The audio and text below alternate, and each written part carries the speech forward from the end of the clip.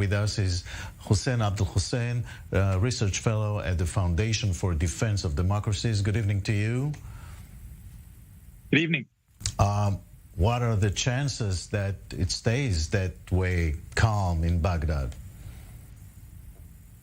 I think for the time being, it will stay calm, but it will be tenuous. None of the pending issues have been resolved yet.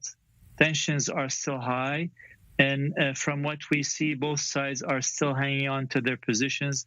There has been no kind of compromise. And even though everyone is talking about dialogue between both sides, nothing has happened yet. So this calm might be just the calm before a storm, even though no one can predict what will happen next. Muqtada al-Sadr has retired from politics a few times before. So how should we look at this latest announcement? Well, like you said, his announcement was not credible even on the day that he announced it, because this has happened in the past. I think his performance has been one of the gifts to Tehran in Iraq, because he tends to be impulsive. He likes to make waves. He made his biggest bloc resign, and that was a great mistake that Iran jumped on and benefited from, and that led us to what we see now. Then we got the retirement, and then after clashes started, he just deflated his movement that was going against the Iranian militias. So if you look at his actions, you cannot discern any obvious or clear pattern. He's improvising by the day.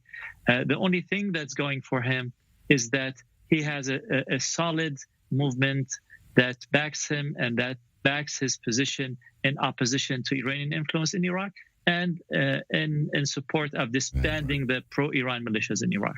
Describe for us the two forces you're talking about. You said there are two forces. Who are they exactly? Well, I think the October election outlined for us the Shia blocs within Iraq. The Shia in Iraq form or count up to 20 million of the population. 70% of those oppose Iranian influence in their country. These are the ones who have in the past burned down the Iranian consulate in Basra, tore down and burned down posters and pictures of Ali Khamenei and Qasem Soleimani throughout the country. These are Shia who, even though are Shia like Iran, do not think that Shiism warrant that they pledge allegiance to the supreme leader Ali Khamenei of Iran, and they are proud Iraqis who are standing up to Iran.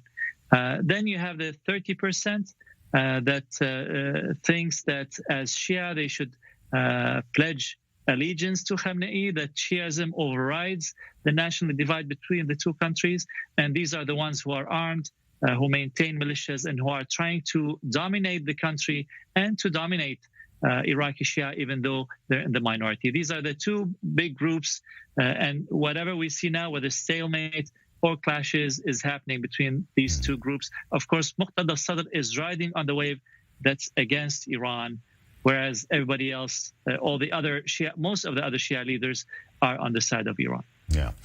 Well, Abdul-Hussain, thank you very much for taking us into Iraqi politics. Thank you very much. Thank you.